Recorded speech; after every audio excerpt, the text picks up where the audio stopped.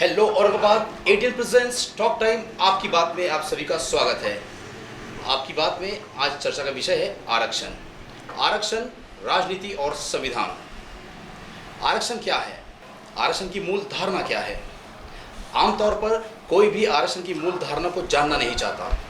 भारत की सभी राजनीतिक पार्टियां आरक्षण को एक बहस का मुद्दा बनाकर महज रखना चाहती हैं, ताकि वो अपने वोट बैंक को साबित रख सके। जबकि आरक्षण की मूल धारणा, उसके सिद्धांतों तक, आवाम तक पहुंचाने की उनकी मानसिकता नज़र नहीं आती। छोटी और प्रादेशिक राजनीतिक पार्टियां आरक्षण के इस मुद्दे को अपनी चुनावी सियासी ज़मीन तलाशने का एक मुद्दा समझती है। तो आइए जानते हैं, आज हमारे साथ अलग अलग पार्टियों से प्रतिनिधि यहाँ पर मौजूद है। हम जानना चाहेंगे, पहले मैं आपको उनका परिचय करवा दूँ। हमारे साथ है इंडियन नेशनल कांग्रेस के प्रवक्ता डॉक्टर पवन डोंगरे जी। उसके बाद हमारे साथ है ऑल इंडिया मजलिस इत्तेहादुल मुस्लिमीन के सिटी प्रेसिडेंट शारिक नक्शबंदी। उसी के साथ साथ जिन्होंने महाराष्ट्र में मुस्लिम आरक्षण की नींव रखी, उस आंदोलन को लगभग 30 सालों से चला रहे हैं और काफ़ी हद तक उसमें रिसर्च किया है, उन्होंने किताबें छापी हैं और अब तक इस आंदोलन को जीवित रखा है। सामाजिक कार्यकर्ता, आरक्षण विशेषज्ञ मसूद शेख। आमतौर पर वो मीडिया से काफ़ी दूर रहते, लेकिन हमारे आग्रह पर वो इस शो में शामिल होने के लिए राज़ी हुए। मैं आप सभी का स्वागत करता हूं। अब बात आरक्षण की हो रही है और इस समय कुछ पार्टियां इस टॉक शो में आने के लिए तैयार थी, लेकिन ऐन मौके पर वो वॉकआउट कर गई हैं। पता नहीं कारण क्या है, लेकिन उसके सवाल हम उनसे ज़रूर पूछेंगे। लेकिन जो लोग यहाँ मौजूद हैं, हम उनके साथ चर्चा को आगे बढ़ाएंगे। और इंडियन नेशनल कांग्रेस एक बड़ी पार्टी होने के नाते मैं सबसे पहला प्रश्न उन्हीं से करना चाहूँगा। डॉक्टर पवन साहब, 70 सालों से आप सत्ता में रहे। आरक्षण को लेकर कई अलग अलग तरह के नियोजन, संशोधन देखने को मिले। तो मैं सबसे पहला सवाल आपसे यही पूछना चाहूँगा, जो आप पे आरोप आमतौर पर लगता है कि मुस्लिम समाज को लेकर आपका रवैया दोहरा रहा है। उदाहरण के तौर पर 1955 में जब अनुसूचित जाति में सिखों को शामिल किया गया, दलित सिखों को शामिल किया गया, 1990 में फिर उसमें दलित बौद्धों को नौ बौद्ध के तौर पर शामिल किया गया। जबकि ऐसी कई कम्युनिटीज़ थी जो दलित मुस्लिम, जिनके पुरखे दलित हुआ करते थे, वो मुस्लिम शामिल हुए। उन लोगों को आरक्षण में जगह नहीं देगी अनुसूचित जाति में। अगर वो देते तो निश्चित तौर पर मुसलमानों की सामाजिक स्थिति, राजनीतिक स्थिति बिल्कुल अलग होती। देखा जाए, अगर अनुसूचित जाति में उन्हें जगह दी जाती, जो कि नए संशोधन करने की उसको आवश्यकता नहीं है, 80 के लगभग लोकसभा सीटें और पूरे देश में लगभग 1050 विधानसभा सीटों पर उनको प्रतिनिधित्व करने का मौका मिलता। तो क्या वजह रही कि अनुसूचित जाति में मुस्लिम समुदाय को शामिल नहीं किया गया? देखिए, सबसे पहले ये जो मुद्दा जिसके लिए हम आज यहाँ पर आए, आरक्षण, कई दिनों से, और ख़ासतौर पे महाराष्ट्र में कुछ दिनों से आप देखिए, ये ओबीसी आरक्षण को लेकर जिस तरीके के मूवमेंट्स वगैरह स्टार्ट है, ये सारी चीज़ें हमारे सामने हैं। भारत रत्न डॉक्टर बाबा साहेब अम्बेडकर ने जिस समय संविधान का गठन किया, उसमें उन्होंने इसकी बहुत अच्छे से रूपरेखा दी थी। सबसे पहले आरक्षण लाने का उनके माइंड में जो थॉट था, वो प्योर थॉट एक था कि जो शोषित है, जो खासतौर पे वंचित है, जिनकी तरफ समाज का रवैया दुर्व्यवहार की तरफ था, या जिनको फाइनेंशियली जो लोग बहुत ज़्यादा वीक थे, ऐसे समाजों को रिजर्वेशन देकर वहाँ से लोगों को आगे लाए। उसकी मूलभूत भावना ये थी, क्योंकि पुराने इसके अंदर आप देख लीजिए जिस तरीके का सिस्टम चलता था, उस सिस्टम के अंदर खास तौर पे जो पिछड़ी जातियाँ थी जितनी भी, उनको कहीं से भी किसी भी तरीके की कोई मदद की उम्मीद नहीं थी। तो एक मूलभूत कल्पना की गई डॉक्टर भारत रत्न डॉक्टर बाबा साहब अम्बेडकर और उनके साथ की पूरी टीम, जिन्होंने उस समय रिजर्वेशन इम्प्लांट किया, संविधान के अंदर उसको लेकर आया। लाने के पश्चात में भारतवर्ष के अंदर उस समय की परिस्थितियां और अभी करंट की परिस्थितियां, उस टाइम के अंदर के लोगों की लोक संख्या और आज की लोक संख्या, उस समय की डेवलपमेंट और आज की डेवलपमेंट में जमीन आसमान का अंतर आया है।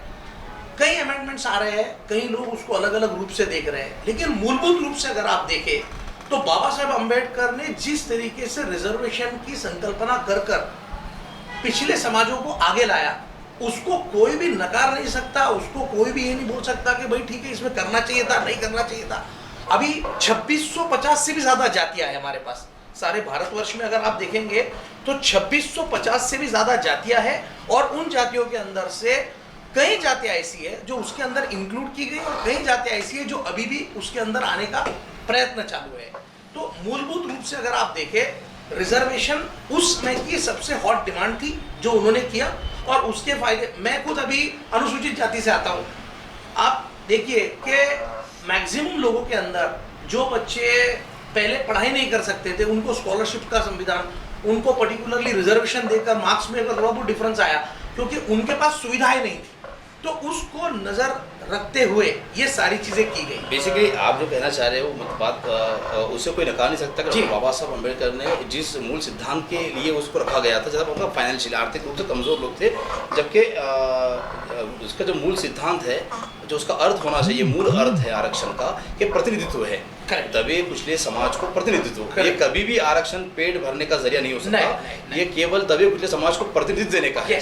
तो जैसे ही दलित सबसे ज़्यादा जो शोषित समाज था वो दलित समाज था, तो उसमें से जो लोग कन्वर्ट हुए हैं सिख समाज को, जो हिंदू समाज, जो दूसरे समाजों में कन्वर्ट हुए, बौद्ध समाज में, तो मेरा वही सवाल है कि जो मुस्लिम कम्युनिटी या क्रिश्चियन कम्युनिटी में जो लोग कन्वर्ट हुए हैं, उन लोगों को 1955 के अमेंडमेंट में और 1990 में भी शामिल नहीं किया गया। तो ये सीधे तौर पर समानता का अधिकार जो अनुच्छेद 15 और 16 में, उसका उल्लंघन हो रहा है कि वही समाज दलित जो कि सिख समुदाय में जाता है उसे आरक्षण में अनुसूचित जाति में शामिल किया जाता है, जो बौद्ध में जाता है उसे नौ बौद्ध कहकर उसे शामिल किया जाता है।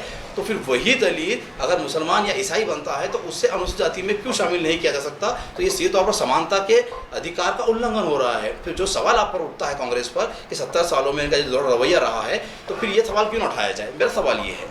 मेरा एक बोलना है कि देखिए 70 सालों में कई साल दूसरी पार्टियों ने भी राज किया है, करेक्ट। हर बार ये बोला जाता है कि कांग्रेस ने 70 साल में जो मूवमेंट खड़ी की या क्या किया है, हम लोग उस समय और आज के भारत को अगर आप देखें, भारत को, राइट, मैं बहुत जिम्मेदारी पूर्वक शब्द यूज कर रहा हूँ, भारत। तो अगर आप उस समय के भारत को और आज के भारत को देखेंगे तो जो डेवलपमेंट्स आपके सामने आई हुई है वो उस समय आरक्षण देने के बाद में ये सारी चीजें सामने आई है। आप मार्कआउट कर लीजिए कि जैसा आपका बोलना है कि कुछ कम्युनिटीज को अगर समझो उसमें एंट्री ले ली गई तो उनको क्यों नहीं दिया गया। देखिए, जब संविधान तैयार हुआ, संविधान तैयार होने के बाद में अगर उसमें कोई भी अमेंडमेंट करना है तो उसको बहुत स्ट्रेंथ लगती है। दूसरी बात यह है कि वो निर्णय कोई एक व्यक्ति बहुमत के साथ में ले नहीं सकता है, उसके अंदर इन्वॉल्वमेंट, पॉलिटिकल इन्वॉल्वमेंट्स भी रहती है, उसके अंदर स्टेट गवर्नमेंट की इन्वॉल्वमेंट रहती है, सेंट्रल गवर्नमेंट की इन्वॉल्वमेंट रहती है। कई बार ऐसा बैड लक हमने देखा गया कि अगर सेंट्रल पे है तो स्टेट पे नहीं है, स्टेट पे आ गए तो सेंट्रल पे नहीं है, या कई बार ऐसा हो जाता है कि अपोजिशन जो रहता है वो उसको विरोध करता है। कांग्रेस ने जब देश को हाथ में लिया उस समय देश का फाइनेंशियल कैपेसिटी क्या थी? जब कांग्रेस ने भारत में आजादी के दौर में देश को चलाने के लिए हाथ में लिया, पंडित जवाहरलाल नेहरू जी ने उस समय जब पार्टी का गठन करके उस समय हमारा जो पार्लियामेंट खड़ा हुआ, तब की परिस्थितियां और आज की परिस्थितियां अगर आप मार्कआउट करें, हरित क्रांति ले लो, इसमें एक समझ आया क्या? इस बात में कोई दो राय नहीं है कि जो इंफ्रास्ट्रक्चरल डेवलपमेंट है, जो फाइनेंशियल डेवलपमेंट है, इसमें किसी तरह की कमी नहीं रही। उम्मीद से ज़्यादा बेहतर काम हुआ, लेकिन सामाजिक स्थिति को लेकर जो मापदंड सामाजिक स्थिति को लेकर इस दौर में देखने को मिला पिछले इतने सालों में, उसमें बहुत सारे मुस्लिम नेता भी आपके साथ शामिल रहे। तो अपने समाज को आगे लाने के लिए जो चीज़ें होनी चाहिए थी, इसमें अकेली कांग्रेस में जवाबदार नहीं कह रहा हूँ, लेकिन जो रिप्रेजेंटेशन था, चाहे वो मुस्लिम कम्युनिटी से आपके पास हो या आपकी तरफ से जो योजनाएं बन रही थी। तो मैं जानना चाह रहा था कि शॉर्ट में पिछले 10 और 15 साल में आपकी तरफ से कुछ। स्वर्गीय राजीव गांधी जी का एक बहुत ही स्ट्रॉन्ग और बोल्ड स्टेटमेंट था। राजीव जी ने कहा था कि जब केंद्र के अंदर कोई भी योजना बनती है किसी भी समाज को लेकर, हम अगर ऊपर से 1 रुपया भेजते हैं तो उस व्यक्ति के हाथ में 10 पैसे आता है। मतलब वो जो 90 पैसे बीच में पूरी तरीके से डिस्ट्रॉय होते हैं, उसमें कॉम्प्लिकेशंस खड़े हो जाते हैं। जैसा आपने मुझको बोला, जैसा मैं आपको बहुत छोटा उदाहरण देता हूँ, मौलाना आजाद बोर्ड, राइट, आप लगा लीजिए, ये पर्टिकुलरली मुस्लिम समाज के लिए दी गई एक योजना है जिसमें से सारे फैसिलिटीज और सब प्रोवाइड करना। अभी उसके लिए एक व्यक्ति को अपॉइंट किया जाता है, राइट। अब उस व्यक्ति की जिम्मेदारी है कि कलेक्टर के साथ में मिलकर, यानी उस स्टेट के अंदर, उस जिले के अंदर उसको एग्जीक्यूशन करके ले, वहां के जो बच्चे हैं जो उसमें नीडेड है, उन बच्चों तक के ये योजनाएं पहुंचने का जिम्मेदार वो सारे लोग मिलके रहते हैं। अनफॉर्चुनेटली योजना जब दिल्ली में बन जाती है, बनते समय तो बहुत खूबसूरत योजना होती है, मगर उसका जो एग्जीक्यूशन रहता है, जो आखिरी आदमी तक मिलना चाहिए, वो नहीं हो पाता है। लेकिन उसका दोषी क्या वो सरकार है क्या, जिसने योजना बना दिया? मैं एक सवाल आपसे वापस लौटूंगा। मैं शारिक नजबंदी साहब से पूछना चाहूँगा। MIM के शहर अध्यक्ष है शारिक नजबंदी साहब, आपकी औरंगाबाद में एंट्री बड़ी धमाकेदार रही थी 2014 में, जब आप खास मैदान पर स्टेज लगा था। मुझे अच्छे से याद है कि असदुद्दीन ओवैसी साहब, आपके पार्टी के सुप्रीमो निहाल अहमद, आप लोगों ने मुस्लिम आरक्षण के मुद्दे के साथ यहाँ पर अपनी एंट्री आपने ली थी। आपने यहाँ पर वोट मांगा मुसलमानों के हालात के सुधार के लिए, आपने वोट मांगा आपको आरक्षण दिलाने के लिए, आपने वोट मांगा आपको प्रतिनिधित्व दिलाने के लिए और आपको न्याय दिलाने के लिए। लेकिन ये पिछले 6-7 सालों में जैसे आपका सफ़र शुरू हुआ, धीरे धीरे मुद्दे कहीं छूटते चले गए। और आपकी पार्टी जो आरोप लगाती है कि भारत में सभी पार्टियां सेकुलरिज्म का चोला ओढ़े हुए है, ये झूठा सेकुलरिज्म, ये नकली सेकुलरिज्म है। आपकी पार्टी की कथनी सांप्रदायिक है और करनी लगभग सेकुलर पार्टियों की जैसी है। तो आपने पिछले 7 सालों में मुस्लिम समुदाय के लिए, अल्पसंख्यक समुदाय के लिए, जिनके लिए आपने दावे किए थे, क्या कार्य किया? सर देखिए, मुद्दा जो है आज हमारा वो आरक्षण मैं ये बोलना चाहूँगा कि आरक्षण के लिए आपकी क्या कार्रवाई रही?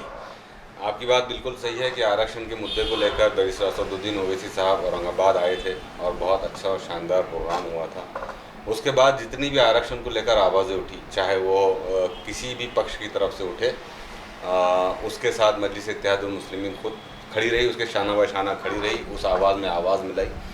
और रहा सवाल कि हमने क्या किए, तो 2014 में उस प्रोग्राम के बाद औरंगाबाद की जनता ने MP इम्तियाज़ जलील की शक्ल में एक अपना लीडर जो है तो मेंबर असेंबली मुंबई भेजा। वहाँ पर इम्तियाज़ जलील साहब ने और वारिस पठान साहब ने जब भी मौका मिला आरक्षण को लेकर हुकूमत को आड़े हाथों लिया। अभी मेरे मित्र कह रहे थे पवन डोंगरे साहब, इन्होंने बहुत सारे कांग्रेस के अच्छे काम गिनाए हैं और जो काम नहीं हो रहे हैं उसका ठिकरा इन्होंने BJP के सर फोड़ा है, इन्होंने शिवसेना के सर नहीं फोड़ा है, इन्होंने राष्ट्रवादी कांग्रेस के सर नहीं फोड़ा है। उसकी वजह यह है कि इनकी मजबूरी है। ठीक है, वो आज दोस्ताने में बैठे हैं, सत्ता कर रहे हैं। और सबसे ज़्यादा मैं समझता हूँ कि पिछले तकरीबन, मुझे अच्छे से याद है कि फरवरी का महीना था और 3 साल पहले यहाँ पर राष्ट्रवादी कांग्रेस के स्पॉन्सर्ड एक जो है तो बहुत बड़ा रिजर्वेशन का मुद्दा उठाया गया था और मुसलमानों को रिजर्वेशन देने की बात आप शामिल थे उसमें? आप लोग भी? हमने हर उस आवाज़ के साथ, अगर कल BJP भी आवाज़ उठाती है मुसलमानों को रिजर्वेशन देने के लिए, तो मजलिस इत्तेहादुल मुस्लिमीन उसके साथ खड़े रहेंगी। ये मजलिस इत्तेहादुल मुस्लिमीन का साथ स्टैंड है। एक बात। नंबर 2 ये है कि मजलिस इत्तेहादुल मुस्लिमीन की भूमिका मैं आपको क्लियर कर दूँ कि मजलिस इत्तेहादुल मुस्लिमीन मुसलमानों को रिजर्वेशन धर्म के आधार पर नहीं मांग रही है। साल 2005 की सच्चर कमेटी की रिपोर्ट है कि खुद पवन डोगरे साहब की पार्टी के मुखिया मनमोहन सिंह साहब ने एक कमेटी गठित की थी, रिटायर्ड जजेस उसके अंदर मेंबर्स थे।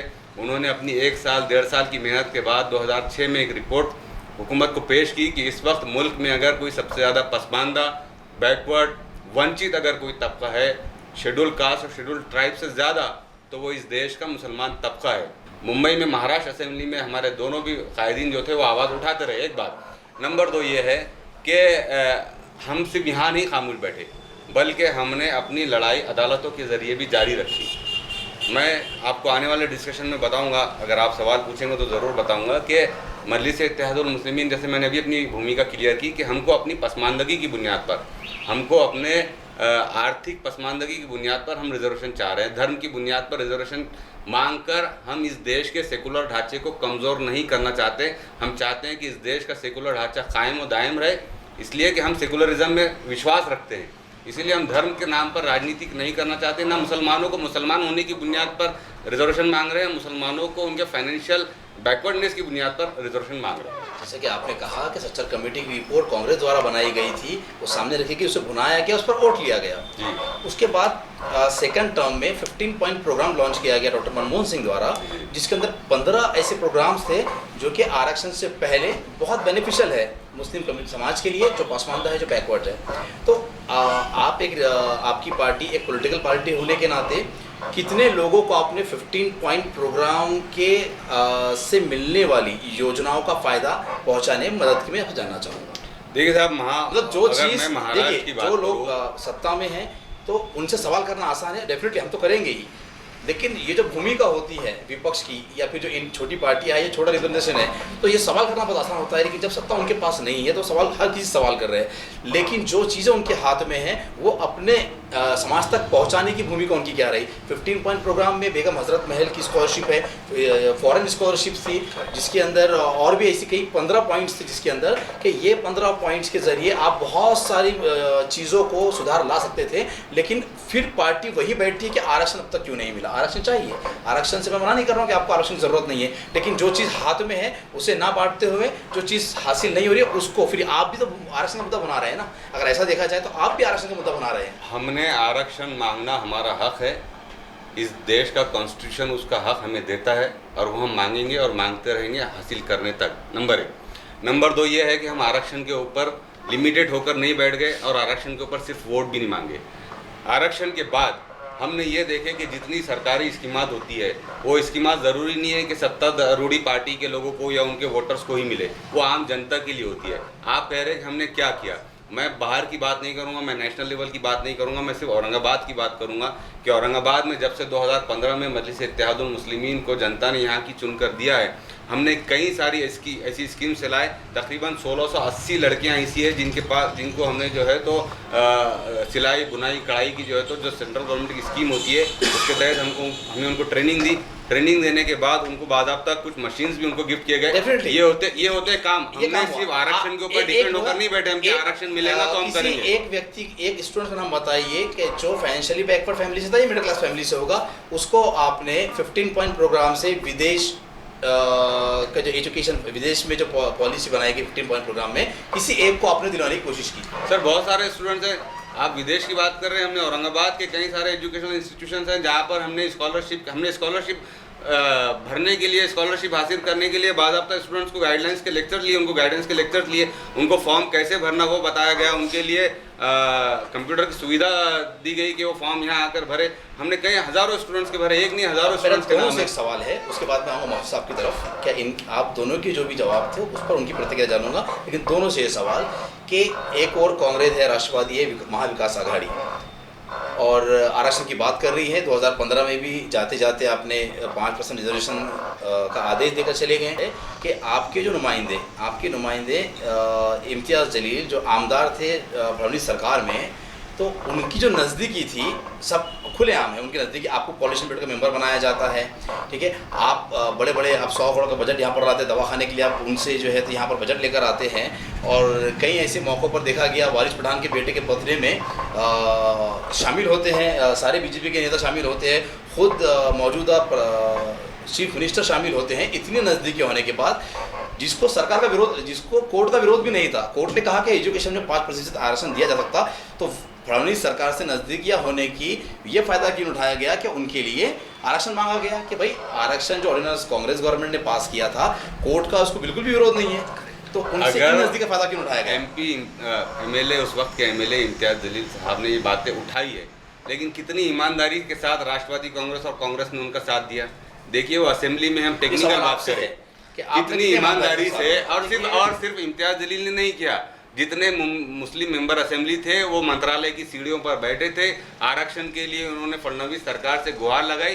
क्या उस वक्त इनकी ईमानदारी नहीं थी कि इन्होंने मेंबर असेंबली इम्तियाज़ जलील के साथ आके उन सीढ़ियों पर बैठ जाते और ताकि इम्तियाज़ जलील की आवाज़ में आवाज़ उठ जाती। वापस आऊँगा महफूज साहब के बात से, तो आखिर जाते थे सवाल आप लोगों से ये है कि दोनों ही पार्टियाँ दावा कर रही हैं कि हमने मुस्लिम आरक्षण के लिए मेहनत की, कोशिशें कर रहे हैं और आएगी।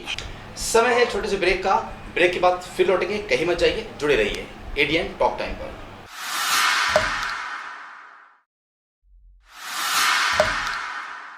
ब्रेक के बाद फिर आपका स्वागत है, चर्चा जारी रहेगी। तीनों ही प्रवक्ता हमारे साथ जुड़े हुए हैं। महाराष्ट्र राज्य मागास वर्ग आयोग जो बनाया गया है, तो किसी भी आरक्षण को लागू करने के लिए उस आयोग को मान्यता है सुप्रीम कोर्ट की कि आपको वहाँ पर जाकर आपकी पसमानदा हालात, आपकी सामाजिक स्थिति का ब्यौरा उनको देना पड़ता है, उनसे सर्वाई करवाना पड़ता है। तो दोनों पार्टियों में इसमें जानना चाहूँगा कि किसने अब तक महाराष्ट्र मागास आयोग को संपर्क किया। देखिए, इंपेरिकल डाटा ये सबसे बड़ा डेटा है जिसके आधार के ऊपर वहाँ पर ये चीज़ होने वाली है, करेक्ट है। इंपेरिकल डाटा में क्या आता है, 3 चीज़ें देखी जाती है।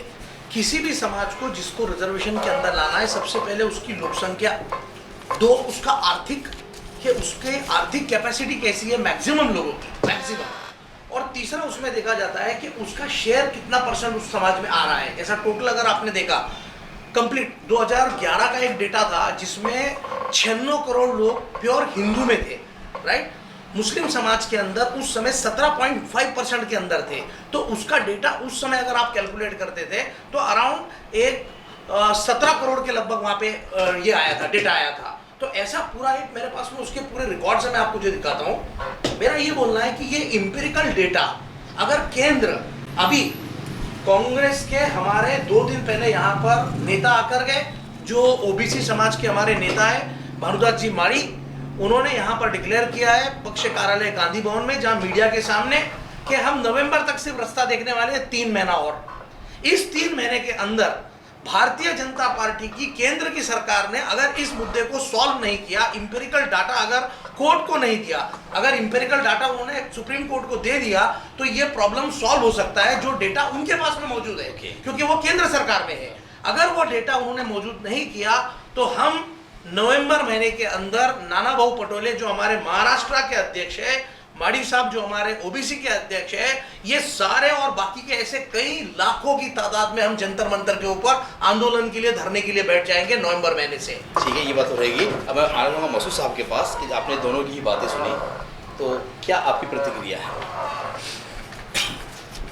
देखिए, जब भी आरक्षण का मुद्दा पूरे भारतवर्ष में चाहे कोर्ट के माध्यम से हो या पॉलिटिकल माध्यम से हो, क्या पब्लिक का एक अवेयरनेस हो, और ख़ास करके ये अवेयरनेस, ये रिजर्वेशन की बात जब मराठा आरक्षण की बात आती है तो तभी दूसरे आरक्षण की बात होती है। मैं बहुत अफसोस के साथ में कहूँगा कि जहाँ तक मराठा आरक्षण की बात है, हम उस आरक्षण के फेवर में रहे हैं, हमने उस आरक्षण में उनकी मदद की। जहाँ तक ये हाईकोर्ट के अंदर मराठा और मुस्लिम आरक्षण दोनों एक साथ में गए थे, माइनॉरिटी काउंसिल मराठा आरक्षण को लेकर, मुस्लिम आरक्षण को लेकर, जिसमें हमारा 5% आरक्षण एजुकेशन का टिकेवर आया और मराठों का दोनों तरफ से पूरी तरीके से खारिज हो गया। ये मुसलमान रिजर्वेशन की आवाज़ पहली बार नहीं उठा रहा। 1948 में सबसे पहले साउथ के संसद इस्माइल साहब ने ये संसद में आवाज़ उठाई और ये बता दिया कि मुसलमानों की पसमानदा हालात, एजुकेशन के हालात, बाकी सारी समाजी हालात किस तरीके से ख़राब हुई है। मैंने अपनी किताब में उनका पूरा डाटा दे चुका हूँ, आप वो किताब लिख सकते हैं और देख सकते हैं। तो ये बात हो चुकी है। और 1948 के बाद से लेके अभी तक मुसलमानों की कोई ना कोई बड़ी ऑर्गेनाइजेशन उस ज़माने की लेके, चाहे वो इकोनॉमिक्स टाइम्स की रिपोर्ट को अगर देखेंगे आपने, उसके बाद में कहीं देखा नवजीवन वालों की देखेंगे, आपको नवोदय विद्यालयों की देखेंगे, कई ऐसे छोटी मोटी ऑर्गेनाइजेशन जो थी जो मुसलमानों ने अपने भी तरीके से बनाई थी, और कुछ दूसरे जो ऐसे जो सेकुलर जो लोग थे उन्होंने वो आवाज़ इतनी उठने के बाद हमारी जो स्वर्गीय इंदिरा गांधी है, उस इंदिरा गांधी ने गोपाल कमीशन को लागू किया, बिठाया। क्या हुआ गोपाल कमीशन का, किधर आई और किधर बात चली गई, उस टाइम पे ही समझ में आता था कि मुसलमान के ताल्लुक से कांग्रेस का नजरिया क्या है। तुमने बिठाई गई के लिए, जब तुमने बिठाए तो उस चीज़ को वो तो करके देना था। ये खुला मेरे पास में लिखे हुआ है, 1983 के अंदर सब कुछ जमा हुआ है। तो गोपाल सिंह द्वारा की स्थापना जो हुई 1980 के अंदर, 57 लाख रुपए कितना खर्चा हुआ, 57 करोड़ रुपए खर्चा हुआ, और क्या हुआ उसका नतीजा, 0। किन किन लोगों ने दबाया, वो सब पूरा जगजाहिर तारीख में वो सारी चीज़ें मौजूद है। उसके बाद में भी कई चीज़ आई, तुमने हम ये कहने को लगे, फिर पुकारने को लगे। एक तरफ बीजेपी बोलती है कि मुसलमानों का लांगुल चुंगल चालू है, लाड चालू है, कांग्रेस बोलती है कि नहीं हमने कुछ भी नहीं करे। कांग्रेस एक आधी सहूलत मुसलमानों को डिक्लेयर करती है और उधर बीजेपी ने आवाज़ लगाई कि फिर 10 कदम पीछे हो जाती है। ये नाराज़गी हमने कई बार जाहिर की है, और इसी को ध्यान में रखते हैं तुमने जस्टिस सच्चर को बनाया 2005। जस्टिस सच्चर को बनने के बाद मैं आपको बताता हूं दावे के साथ, जस्टिस सच्चर ने पूरे हिंदुस्तान का दौरा नहीं किया। जब महाराष्ट्र में आया तो सबसे पहले मैं मिला और उसने आबेदा मैडम को और उनको कहा कि ये कोई जरूरत नहीं, हमारे ये पूरा महाराष्ट्र का डाटा ये लोगों ने दे दिया, नहीं हिंदुस्तान का भी डाटा ये लोगों ने दे दिया। मैं वो शख्स हूँ कि जस्टिस सच्चर को पूरा मुस्लिमानों का तालीमी और माशी हालत का जितना जो डाटा जो था वो दिया हूँ, फैक्ट एंड फिगर पूरे दिया हूँ मैंने। क्या हुआ जस्टिस सच्चर को, उस टाइम पे फातिमा साहब जो बिहार के जो मंत्री थे, उन्होंने कहा कि जस्टिस सच्चर की रिपोर्ट देखने के बाद ऐसा लगता है कि जस्टिस सच्चर की सिर्फ एक ही गलती हो गई, उसने लिख देना था के अंदर कि मुसलमानों को रिजर्वेशन मिलना ही चाहिए। ये एक कमी उनसे रह गई। मगर उन्होंने ये डाटा देते वक्त ये पूरी तरीके से कहा कि इस हिंदुस्तान के अंदर, इस भारतवर्ष के अंदर सबसे ज़्यादा पसमानदा हालात अगर किसी की हुई तो वो मुसलमानों की। क्या हो जस्टिस सच्चर के ताल्लुक से? जस्टिस सच्चर की रिपोर्ट आने के बाद तुमने रंगनाथ मिश्रा को बिठा दिया। क्या करे रंगनाथ मिश्रा ने? एक बात बार बार आती है कि रंगनाथ मिश्रा के रिपोर्ट के ताल्लुक से भी कहीं आवाज नहीं होती। रंगनाथ मिश्रा ने क्लियर कट कहा था कि संविधान की रोशनी में सामने रखते हुए संविधान के अंदर कहीं पर भी जात और धर्म का उल्लेख नहीं किया डॉक्टर बाबा साहब अम्बेडकर ने। हम शुक्रगुजार है उसके कि वो शायद, मैं तो समझता हूँ वो दलितों में से होने से अच्छा अगर हमारे में होते तो मैं समझता हूँ हम संसद तो क्या उनको और आसमानों के उसके ऊपर बिठा देते थे। मगर तुमने उनके साथ में कांग्रेस वालों ने क्या सुलूक किया वो हमको पता है, तारीख उस बात की गवाह है। हमने ये कहा रंगनाथ मिश्रा की रिपोर्ट जहां पर उन्होंने कानून के ऊपर उंगली रखा, जब किसी जात और धर्म कहीं पर उल्लेख नहीं है, सिर्फ वर्ग का उल्लेख किया है। जो वर्ग, जो समाज, जो तालीमी, समाजी, माशी जो पिछड़ जाता है उसका जो पैमाना है उसको सामने रखते हुए जो एक सहूलत बनाई जाती है, दस्तूर बनाया जाता है, उस दस्तूर को वहाँ पर भी मुसलमानों के साथ में जब नज़रअंदाज हुई तो डॉक्टर बाबा साहब अम्बेडकर ने घटना 340 का वहाँ पे फिर से जिक्र किया और कहा कि मैं ये 340 को छोड़ के जा रहा हूँ। घटना के अंदर अगर जब किसी भारतवर्ष के अंदर किसी कोई भी कम्युनिटी को अगर समझो जरूरत पड़ती है तो ये 340 के एक्ट एक कमीशन या कमेटी बनाए, उसका सर्वे आने के बाद में उनको उनका हक मिले और दस्तूरी हक मिले। मैं समझता हूँ भारत के अंदर 340 को सामने रखते हुए अगर जस्टिस सच्चर की रिपोर्ट को अगर देखा जाए, 6 महीने का लॉलीपॉप दिया तुमने ऑर्डिनेंस पास करके। ये ऑर्डिनेंस पास करके दिया तुमने क्योंकि तुम पता था तुम्हारे को अगर हमको मिल जाएगा तो फिर हम देखेंगे। क्या हुआ? मुसलमान इतने नाराज थे तुम्हारे से, अल्पसंख्यक समाज नाराज था, ओबीसी समाज भी नाराज था, दूसरे और भी समाज के लोग नाराज थे, मराठा समाज भी नाराज था।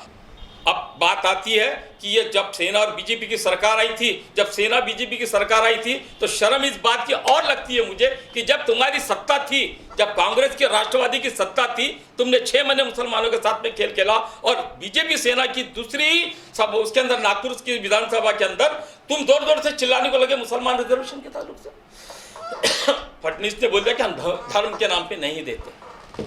ताइडे ने बोल दिया कि हम एक वहाँ पे हम उसको एक बड़ा हाईकोर्ट से एक जज को अपॉइंटमेंट करेंगे और फिर हम उसके ऊपर बात करेंगे। उन्होंने भी हमारी बात को टाल दिया।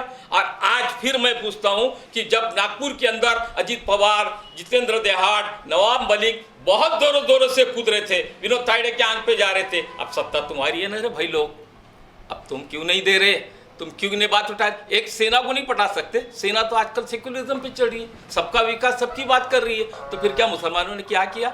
ये बात तो सबको मालूम है कि मुसलमानों की हालत क्या है। मैं खुलेआम कहता हूं कि इस देश के अंदर, इस भारतवर्ष के अंदर सबसे पिछड़ा और पसमानदा कोई कौम है तो वो मुसलमान है। मगर तुमने क्या किया? राजनीति के ढंग से उसके अंदर भी झगड़ा लगा दिया।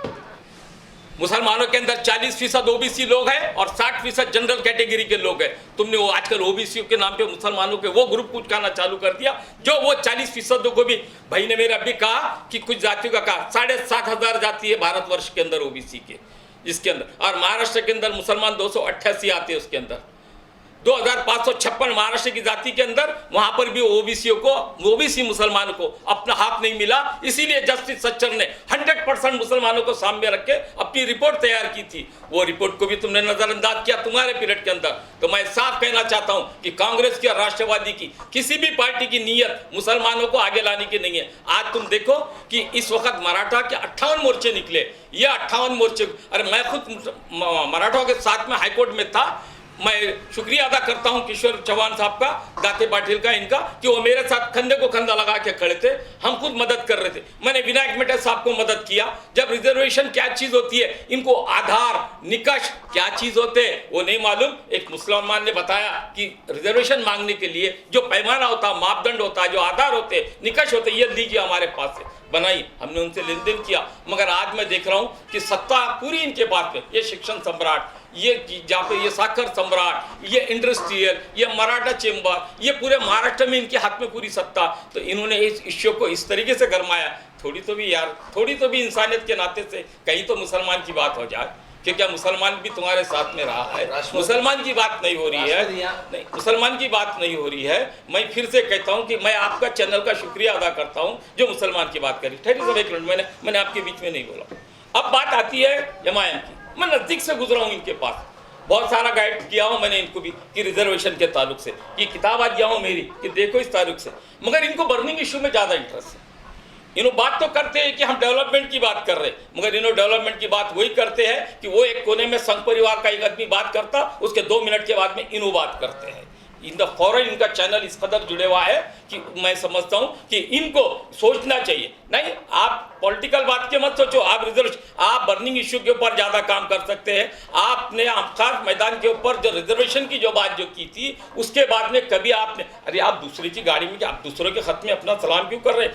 आप MIM का बेस मुसलमान है, जैसा बहुजन समाज पार्टी का बेस दलित है, RPI का बेस दलित है, वैसा ही MIM का बेस मुस्लिम है। और जब मुसलमानों की इतनी हालत खराब होती है तो मैं समझता हूं कि एक खासदार महाराष्ट्र से गए हुआ, 2 आमदार हमेशा रहे हुए, 100 नगर सेवक ज़्यादा है, आप इस इश्यू को बहुत अच्छी तरीके से उठा सकते थे। मगर अफसोस है मुझे कि आपने भी अभी वक्त उस इश्यू को नहीं उठाया और सहूलत की बात कर रहे हैं। अरे मैं बता रहा हूँ, सहूलत, ये सहूलत भीख है, ये कभी भी बन सकती है। सरकार की तरफ से आया पैसा अगर आपको नहीं मिला तो आप कुछ नहीं करेंगे, मगर हक दिलाओ, दस्तूरी हक दिलाओ, जैसा डॉक्टर बाबा साहब अम्बेडकर ने दिलाया दलित समाज को, OBC समाज को। अब भाई ने मेरी बात कही थी कि हम जो है, तो अभी जो डाटा की जो बात हुई थी, वो डाटा मुसलमानों का नहीं है, वो डाटा OBCओं का चल रहा है। वो OBCओं का डाटा इनको जमा करना है, देना है। मगर जहां पर मुसलमानों की बात आ रही है तो कांग्रेस का OBC हो, कांग्रेस का मराठा हो या किसी और पार्टी का हो, वो कोई भी आज तक मुसलमानों की बात नहीं कर रहा है। और ये अफसोस की बात है। फिर से मैं कहता हूं कि अगर इसी तरीके से तुम 20 करोड़ लोगों को नज़रअंदाज करेंगे और कभी गुलाम बनाने की कोशिश करेंगे तो इंशाल्लाह ये ख्वाब तुम्हारा कभी पूरा नहीं होगा। क्या कहना चाहेंगे पवन सर? देखिए, भावना बहुत अच्छे से रखी मसूद सर ने उनकी, और उनकी स्टडी को लेकर ये बोलना है कि पूरे रिपोर्ट्स इन्होंने ही दिए, बाकी किसी का कोई स्टडी है ही नहीं। जो कुछ है मसूद सर के पास में डेटा, वही सबसे मेन डेटा है। चाहे सच्चर कमेटी को इन्होंने दिया, रंगनाथ काळे जी को इन्होंने दिया, रंगनाथ कमीशन को जो इन्होंने दिया, इनका बोलना ऐसा है कि ठीक है, इन्होंने इनकी भावना व्यक्त की। एक आधा व्यक्ति कोई ये विचार कर सकता है, ठीक है। मेरा ऐसा क्लियर कट बोलना है कि कांग्रेस एकमेव ऐसी पार्टी है सारे भारतवर्ष में जिसने हर व्यक्ति को साथ में लेकर चलने का काम किया है। किसी भी व्यक्ति को पीछे रखने का काम कांग्रेस ने आज तक नहीं किया। कांग्रेस ने हमेशा लोगों का साथ दिया है पूरी ताकत के साथ। रंगनाथ कमीशन हो या फिर सच्चर कमेटी हो या ऐसे कहीं भी जो भी कमीशन बिठाए, ये कांग्रेस ने बनाया है, कांग्रेस ने बिठाया है। कमीशन तो बनाया नहीं, एक साहब 1 मिनट मैं बताता हूँ। कांग्रेस ने इस वक्त मुल्क में सबसे ज़्यादा हुकूमत की।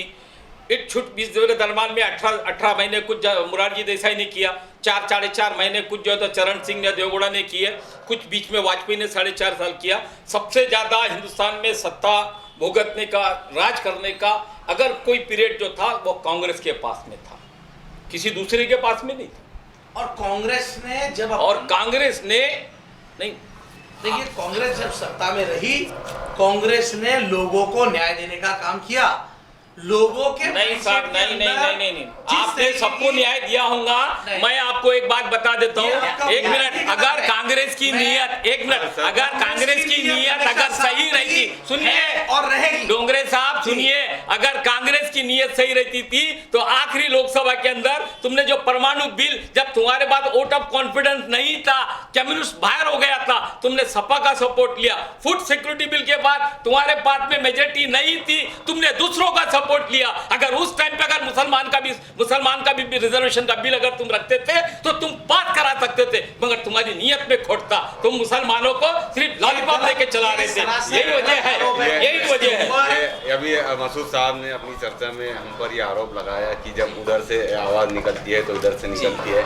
उससे पहले इनका बड़ा गम और गुस्सा देखने को मिला, ये तड़प देखने को मिली, और इन्होंने इतनी तड़प के साथ इतने सालों तक जो है तो एक पर्टिकुलर एक पक्ष के ऊपर, कांग्रेस के ऊपर इतना ज़्यादा विश्वास करते आए हैं, उनके वादों पे वफा की उम्मीद लगाते रहे हैं, लेकिन कभी नहीं हुई। मैं कांग्रेसी नहीं, मैं कांग्रेसी कभी नहीं था, मैं कांग्रेस से वफा नहीं था। सुनिए मेरी बात, नहीं को क्या इन्हों क्या, नहीं, अरे कांग्रेस, देखो साहब, MIM और कांग्रेस का रिश्ता जग जाहिर है।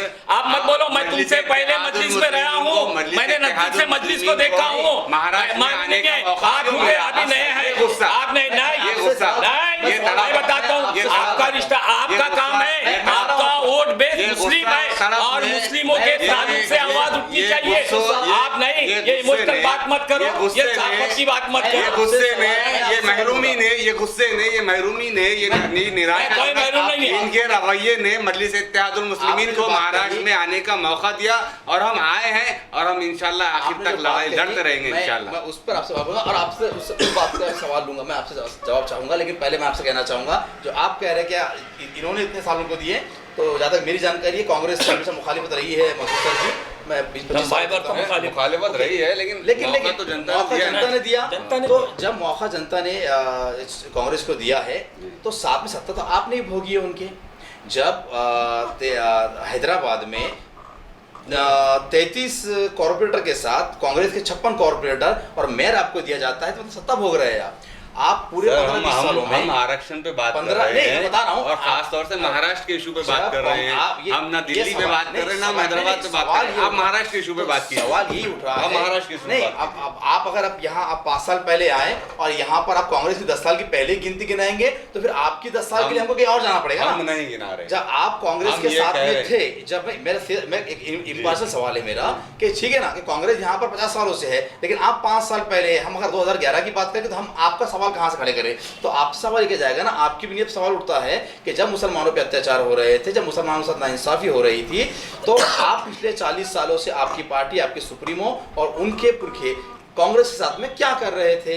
फिर सवाल ये भी उठता है ना कि अगर आपको लग रहा था कि पिछले 50 सालों में नाइंसाफी हो रही है तो आप लगातार कांग्रेस से जुड़ाव में रहे, आप लगातार कांग्रेस का सत्ता भोगते रहे, तो फिर सवाल आपसे ये पूछा जाएगा कि आप भी कांग्रेस के साथ इस गुनाह में शामिल है। अगर ये गुनाह है तो आप भी उसमें शामिल है। मैं बस आपसे पूछना चाहूंगा कि क्या आप कांग्रेस से जुड़े रहे हैं? शामिल नहीं है। अब मैं आपसे उन्होंने जो जवाब आपको दिया था मैं उससे एनसीपी पे तो एनसीपी की तो बेइज्जती का यह आलम है सर कि ये आपके इनविटेशन में एनसीपी, सेना, कांग्रेस, बीजेपी तमाम प्रवक्ताओं के नाम हैं, लेकिन इसके अंदर स्थायी छोटी मोटी हमदर्दी है कांग्रेस से मुसलमानों से। तो हमारे डोंगरे साहब आ गए। बेहिसी का आलम तो राष्ट्रवादी का ये है कि वो आधा घंटा औरंगाबाद में रिजर्वेशन के ऊपर चर्चा करने के लिए तैयार नहीं है और अब आने वाले दिनों में वोटों की भीख मांगने के लिए मुसलमानों के दरमियान जाएंगे। किस मुंह से जाएंगे? ये देखिए साहब, कांग्रेस को इन्हों कोसते हुए आए हुए हैं। मैं ये बात बोलता हूँ कि देखिए 70 साल से एक ही पॉलिटिकल इशू हो जाता है वो कि सिर्फ कांग्रेस को टोकना, कांग्रेस को टोकना, जबकि तुम्हारा एक ये बहस भटक गई है। मसूद साहब आप जवाब दे रहे थे कि शारिक नजरबंदी ने आपको बताया कि आपने 30 साल कांग्रेस साथ दिया, वो उसका आक्रोश है, इसीलिए आपने हमको महाराष्ट्र में जगह दी। मैं उस पर अब प्रतिक्रिया जानना चाहूंगा, क्या आपने MIM को यहाँ का मुसलमान, महाराष्ट्र के मुसलमानों ने MIM को कांग्रेस के सपोर्ट के रूप में अपनाया है? अगर मुसलमान 70 साल से एक जहर की टेस्ट कर रहा, अब उसको लगा कि भाई ये अच्छा तो ये जहर कुछ काम करेंगे, वो जो मीठा है बहुत अच्छा है, उन्हें उसको टेस्ट कर लिया। अब मुसलमान ने भी टेस्ट जहर की दवा लिया मुसलमानों ने। अब चालू जहर को खत्म करने के लिए ये मजलिस इत्तेहादुल मुस्लिमीन था। पार्टी अपनी आइडियोलॉजी वो उसकी हो क्या ना हो, पार्टी की सुना। अब हम जब MIM में आए, देखिए साहब मैं फिर से एक बात बोल रहा हूँ, कोई माने या ना माने, तजुर्बा एक अलग चीज़ रहती है और उम्र का जोश एक अलग चीज़ होती है। अभी ये जो जोश जो है वो तजुर्बे को समझने में बहुत देर लगेगी। मैं ये बताता हूँ कि यूपी के अंदर मायावती 4 बार सत्ता में आई, बहुत अहंकार में थी। आज ये हाल है उसका कि उसके पास में कुछ भी नहीं है। महाराष्ट्र के अंदर मनसे के 11-13 लोग चुन के आए थे, वो जो बात थी उनकी आज वो कहाँ पर है।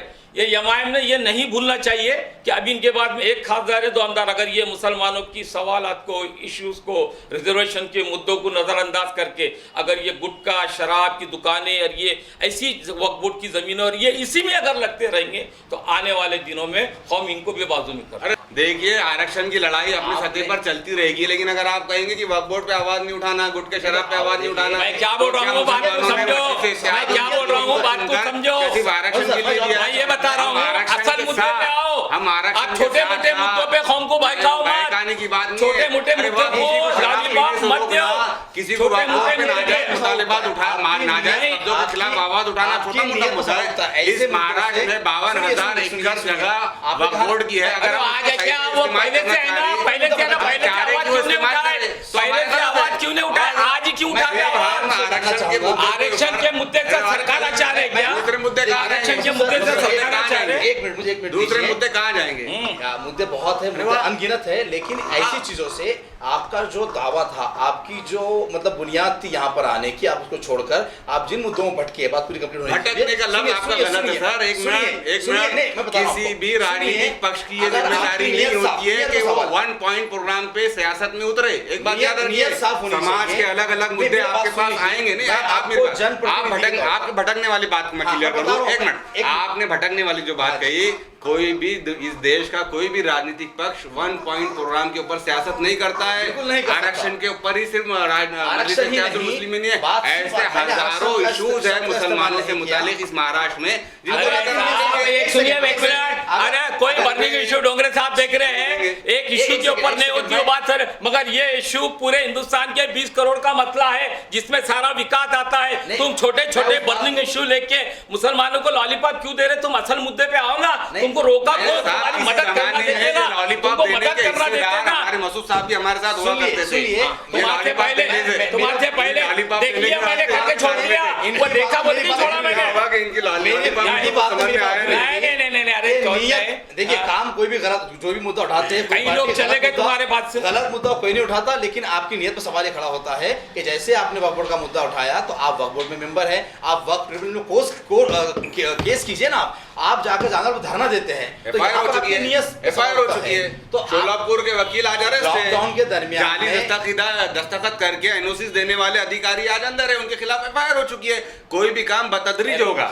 तो हमारा ये कहना है अंदर साहब, हमारा ये कहना है कि तुम ये सारे इशू उठाओ, मगर जो बेस है तुम्हारा, जो मुस्लिम बेस है, उसका वो मुद्दा तुम अहम है, वो क्यों नहीं उठा रहे हो? नहीं, आप बात तो आपकी उम्र कम है, तजुर्बा कम है। मैंने पहले कहा तजुर्बा नहीं है, उठा के भटका रहे। अरे भटका रहे ना, असल मुद्दे पे आओ ना, असल मुद्दे पे आओ।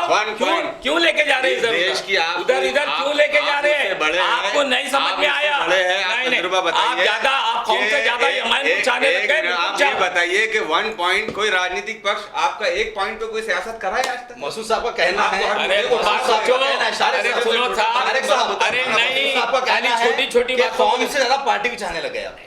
सर कौन से ज्यादा पार्टी ही है तो पार्टी है, ये उसी कौम की आवाज उठा रही है। पार्टी तो पार्टी हमारी जिंदा है, और हमको मालूम है अगर हम जिस दिन मुद्दे उठाना छोड़ देंगे, हमारा भी जवाल मनसे के जैसा होगा, हमारा भी जवाल कांग्रेस के जैसा होगा। ये समझ के बात ये पार्टी में मैसेज देंगे, मेरे को पूरी उम्मीद है, पूरी उम्मीद है पार्टी में मैसेज देंगे, बिल्कुल उठाएंगे। वक्त बचा है, मैं तीनों से ही बिना बहस के संक्षिप्त में आखिरी प्रतिक्रिया जानना चाहूंगा कि आने वाले समय में आपकी रणनीति आरक्षण को लेकर क्या हो? मेरा एक ही स्टेटमेंट आपको ये बता रहा हूँ, आज़ादी के समय से कांग्रेस ने हर व्यक्ति को साथ में लेके काम किया।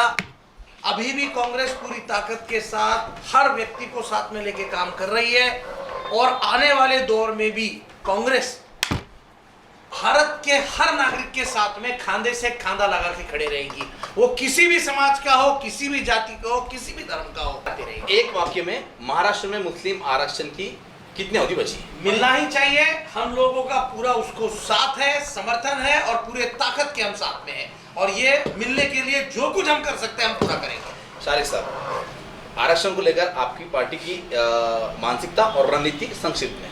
सर, आरक्षण जो है तो हमको मालूम है कि सिर्फ सड़कों पर उतरने से नहीं मिलने वाला है, इसलिए कि आज जो राजनीतिक पार्टियां सत्ता में बैठी है बहुत मोटी चमड़ी की हो चुकी है। हम आवाज़ ज़रूर उठाएंगे, लेकिन साथ साथ हम अदालती कार्रवाई भी करेंगे। हमको इस मुल्क की अदलिया पर पूरा भरोसा है, हम अदालती कार्रवाई करेंगे।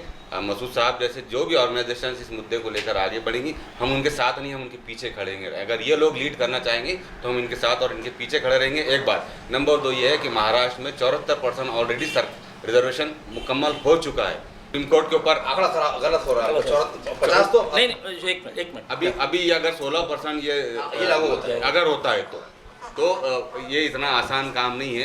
जोड़ना चाहते हैं, सवाल ही कर रहे हैं। मैं बोल रहा हूँ कि आपका क्या हमारी स्पष्ट भूमिका है।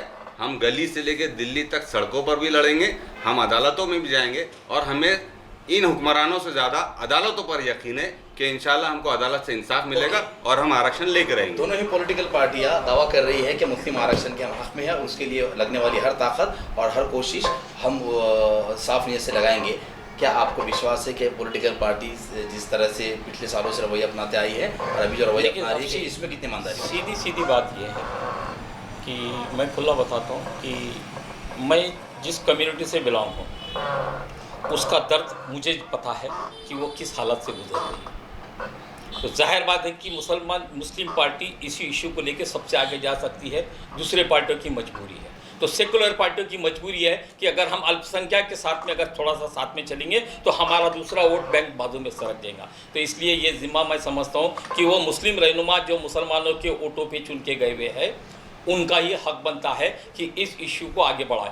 जहाँ तक कोर्ट की बात है, मैं ये बता रहा हूँ, तो आप बोलेंगे कि बस कोर्ट में क्या जाना, सुप्रीम कोर्ट ने जब ये रिजेक्ट कर दिया मराठा आरक्षण को, ऐसी बात नहीं है। रिव्यू पिटीशन अभी भी सुप्रीम कोर्ट में पड़े हुआ है, अध्यादेश अभी भी सरकार ला के, मैं बताता हूँ आपको, इस वक्त मराठा आरक्षण की जो बात है, जो मागास वर्गीय आयोग को फिर से एक नोटिस दी गई है, और मैं ख़ास करके गुजारिश करूँगा वो यंग मुस्लिम लीडरशिप से कि वो इस वक्त का जो पुणे में मागास वर्गीय आयोग जो बना है उस आयोग के साथ में चलो मेरे साथ। ये आयोग का फॉर्म है, इस आयोग के अंदर भर के देना पड़ता है कि तुम कौन है, तुम्हारा कुल, वंश, जात, धर्म क्या क्या है, तुम रोजगार, एजुकेशन, सब चीज़ की मुझे बताओ। ये फॉर्म ऐसा भरे हुआ है, ये मागास वर्गीय आयोग का फॉर्म है, ये ऐसा फॉर्म भरे हुआ है कि इसको मुसलमान भर ही नहीं सकता।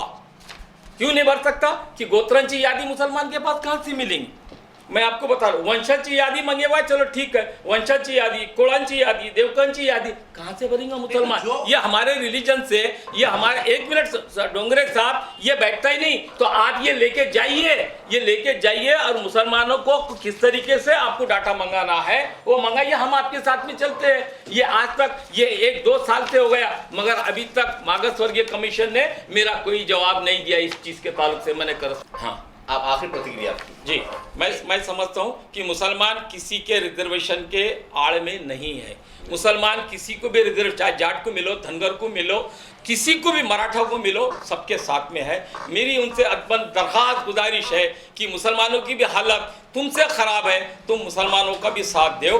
इस वक्त भारत में सबका विकास, सबका साथ करना है, सभी समाज को साथ में लेके चलना है, भाईचारा मजबूती से करना है। तो मैं समझता हूँ ये जात पात का नारा छोड़ो और मुसलमानों को भी उस रिजर्वेशन के इश्यूज़ में साथ में लेके चलो, तभी तुम्हारा बड़े भाई का रोल तुम अदा करेंगे, वरना हम समझेंगे कि हमारा बड़ा भाई गद्दार है। आखिरी जो आपने इतनी बातें की उसमें एक थोड़ा सा झुकाव नजर आया, तो एक लाइन के अंदर मैं सवाल करूँगा, एक लाइन में जवाब। आपने जो दावा जो यहाँ पर वो दिया कि मुसलमानों को आरक्षण अब मुसलमान ही दिला सकते हैं, तो क्या एमआईएम मुसलमानों को आरक्षण दिलाने की स्थिति में है और कांग्रेस राष्ट्रवादी से पूरी तरह से दूरी कर लेनी चाहिए मुसलमानों ने? देखिए, मैं फिर से बता रहा हूँ कि मैंने कहा कि मुसलमान के वोट लेके जो लोग मुसलमान जो चुन के संसद में गए हैं, विधानसभा में गए हैं, उनका जिम्मा बनता है पहले, चाहे वो किसी भी पार्टी से हो। हसन मुशर्रफ हों दो, नवाब मलिक हों दो, मैं ये समझता हूँ वो असलम शेर, कौन से असलम खान है, असलम बम्बई में जो बैठे वो होंगे, मालेगांव वाले हों दो, धुलिया वाले हों दो, औरंगाबाद वाले हों दो, नागपुर वाले हों दो, या MLC हों दो एक आधा, इन सब की जिम्मेदारी बनती है। जब मराठा आरक्षण को लेके सारे पार्टीज के मराठा एक जगह आके बैठ सकते हैं, तो मुसलमान को किसने रोका भाई? मुसलमान के MLA की क्यों नहीं आ रहे सामने, क्यों नहीं बात कर रहे? मेरी उनसे भी गुजारिश है कि यार अब तो तुम्हारे सिंगल पॉइंट ये है कि जिन लोगों को मुसलमानों ने अपना नुमाइंदा बनाया है उनकी जिम्मेदारी है कि वो नुमाइंदगी करे, लेकिन सभी पक्षों का उसमें साथ होना ज़रूरी है अगर आरक्षण आपको प्राप्त करना है। तो आज की ये बहस बड़ी गहमा गहमी वाली रही। मैं धन्यवाद अदा करता हूँ आप तीनों अतिथियों का। तो आरक्षण, संविधान और राजनीति में आपने तीनों ही की प्रतिक्रियाएं सुनी। अपेक्षा ये करते हैं कि पक्ष को बाजू रखकर समाज हित में, देश हित में ये लोग कार्य करेंगे, ईमानदारी से कार्य करेंगे और जो पसमानदा लोग हैं, जो पसमानदा समाज है और आरक्षण की मूल जो धारणा थी उसके सिद्धांतों को जिंदा रखते हुए उस समाज को, दबे हुए समाज को देश का प्रतिनिधित्व करने का मौका मिले, उसके लिए जो चीज़ें मुमकिन होगी ये सभी पार्टी के लोग उसमें देश को प्रथम रखकर आगे आएंगे, ऐसी अपेक्षा करते हैं। और तीनों ही लोगों का मैं धन्यवाद अदा करता हूँ। ADN टॉक टाइम आपकी बात में आप सभी का धन्यवाद।